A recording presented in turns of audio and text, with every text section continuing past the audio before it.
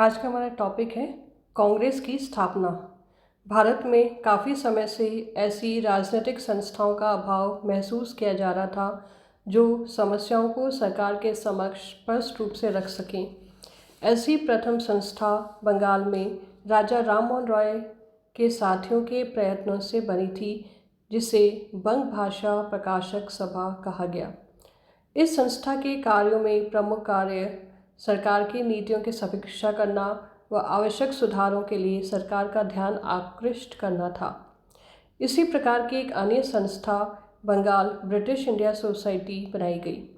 बंगाल में स्थापित हुई इन संस्थाओं से प्रेरणा लेकर बम्बई एसोसिएशन की स्थापना हुई, जिसका मुख्य कार्य सरकार को समय समय पर ज्ञापन देकर जनता के कष्टों व सरकारी नीतियों के दोषों से अवगत कराना था।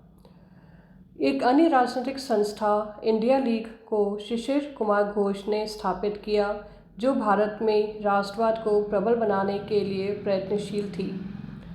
किंतु उस समय कोई ऐसी संस्था नहीं थी जो राष्ट्रीय स्तर की हो तथा जिसका कार्यक्षेत्र संपूर्ण भारत हो। तत्कालीन भारतीय नेताओं का यह विश्वास था कि समस्या का समाधान प्रादेशिक संस्थाओं द्वारा संभव नहीं है। अतः सुरेंद्रनाथ बैनर्जी के प्रयत्नों से प्रथम भारतीय राष्ट्रीय कॉन्फ्रेंस का अधिवेशन हुआ, किंतु शीघ्र ही इस संस्था के स्थान पर 1885 में भारतीय राष्ट्रीय कांग्रेस की स्थापना हुई, जो अत्यंत लोकप्रिय प्रमाणित हुई।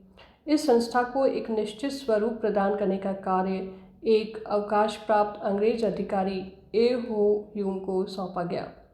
इसी कारण ए.ओ. ह्यूम को भारतीय राष्ट्रीय कांग्रेस का जन्मदाता माना जाता है।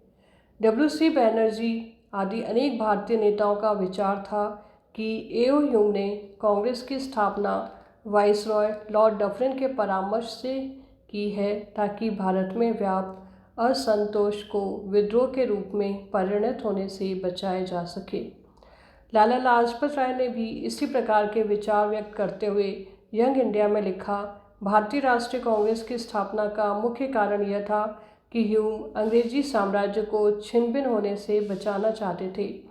इसके विपरीत गुरुमुख निहाल सिंह ने लिखा है, यह संभव है कि ब्रिटिश साम्राज्य को बचाने तथा कांग्रेस का एक प्रयोग एक अभय द्वीप या सेफ्टी वॉल की तरह करने के विचार ह्यूम तथा वेडरबर्न के हृदयों में हो, किंतु इस बात पर विश्वास करना असंभव है कि दादा भाई नौरोजी, सुरेंद्रनाथ बैनर्जी, व्योमेश बैनर्जी,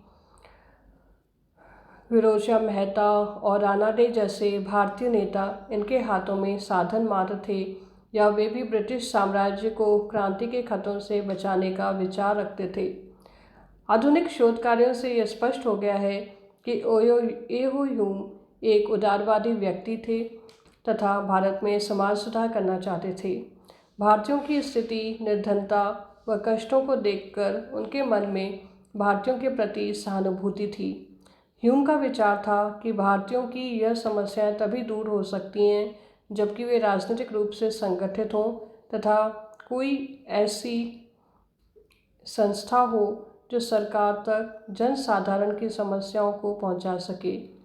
उनके एक पत्र से, जो उन्होंने कलकत्ता विश्वविद्यालय के स्नातकों को संबोधित करते हुए लिखा था, उनके विचार स्पष्ट हो जाते हैं। उन्होंने लिखा, एकताविहीन व्यक्ति कितने ही बुद्धिमान हो और उच्च आदर्शों वाले क्यों न हो, अकेले तो शक्तिहीन होते हैं।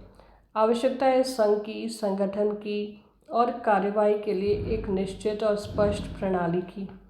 ए.ओ. ह्यूम ने भारतीय राष्ट्रीय कांग्रेस की स्थापना चाहे किसी भी उद्देश्य से की हो, किंतु इसमें कोई संदेह नहीं है कि इसकी स्थापना के अत्यंत दूरगामी राजनीतिक परिणाम हुए व भविष्य में भारतीय राष्ट्रीय आंदोलन में इस संस्था ने महत्वपूर्ण भूमिका निभाई। प्रोफेसर मजूमदार ने लिखा है, वह धुरी थी जिसके चारों ओर स्वतंत्रता की महान गाथा की विविध घटनाएं घटित हुई। भारतीय राष्ट्रीय कांग्रेस का प्रथम अधिवेशन 1885 ईस्वी में बम्बई में डब्ल्यू.सी. बैनर्जी की अध्यक्षता में हुआ।